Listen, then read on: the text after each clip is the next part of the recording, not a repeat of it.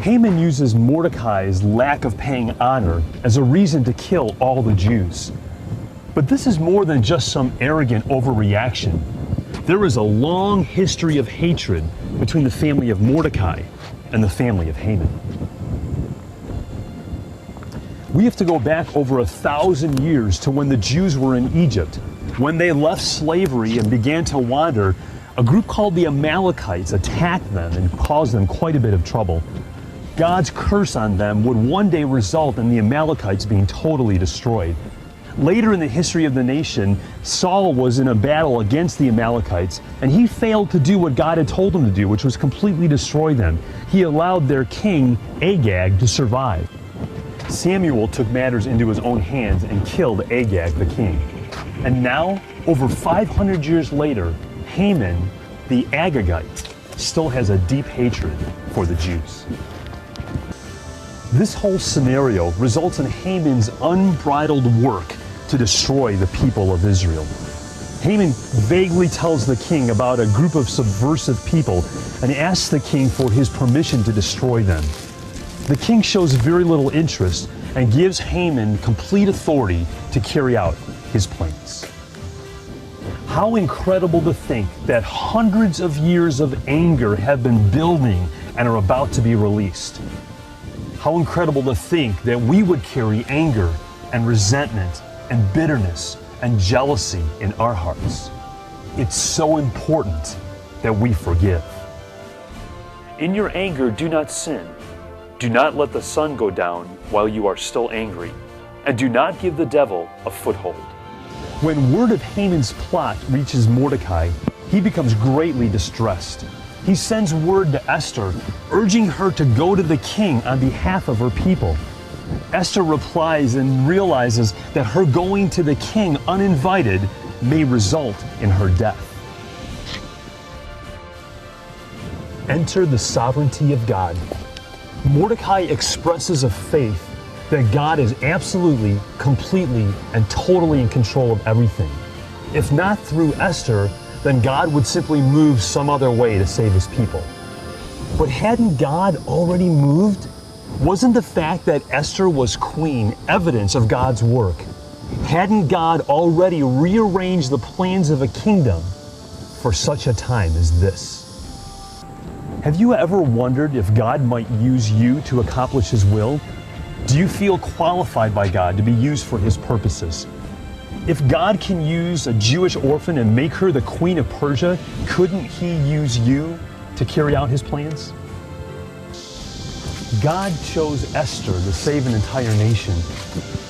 He still uses the weak and insignificant, armed with his courage and strength to change the world. If God believes in you, who are you to argue? I took you from the ends of the earth. From its farthest corners I called you. I said, you are my servant. I have chosen you and have not rejected you. So do not fear, for I am with you. Do not be dismayed, for I am your God. I will strengthen you and help you. I will uphold you with my righteous right hand. If I perish, I perish. Esther was resolved to go to the king, and she went to him uninvited, and through God found favor in his sight. She invited the king and Haman to a banquet where she would reveal Haman's plans. But apparently Esther got cold feet, and rather than exposing Haman's plans, she simply invited the king and Haman back to another banquet. But God even used this hesitation in Esther's life to bring about his purposes. That evening, when the king couldn't sleep, the chronicles of the kingdom were read to him, reminding the kingdom of what Mordecai had done. Ironically enough, it would be Haman that would be used to bring honor to Mordecai. Haman paraded Mordecai through the city, went home to console himself, and was given a prediction of doom by his friends. But before he could think about all that had happened, he was whisked away to the second banquet that Esther was having. Here, this time, Esther exposed the deeds of Haman, resulting in his death. For Haman, it's true that pride came before the fall. True, in this story we read about Esther and Mordecai, Xerxes and Haman, but this story is all about God. God shows himself strong and able to do whatever is necessary to accomplish his purposes. God shows himself to be sovereign. I lift up my eyes to the hills. Where does my help come from?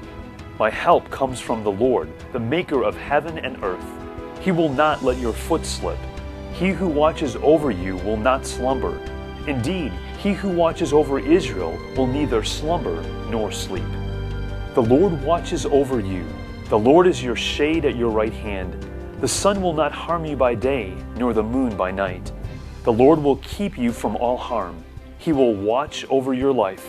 The Lord will watch over your coming and going, both now and forevermore. Really believing that God is sovereign will radically change your life. Knowing that the author of your story is also the author of the story will impact every day. And remembering that above all things, God is pursuing a relationship with you will keep everything in perspective.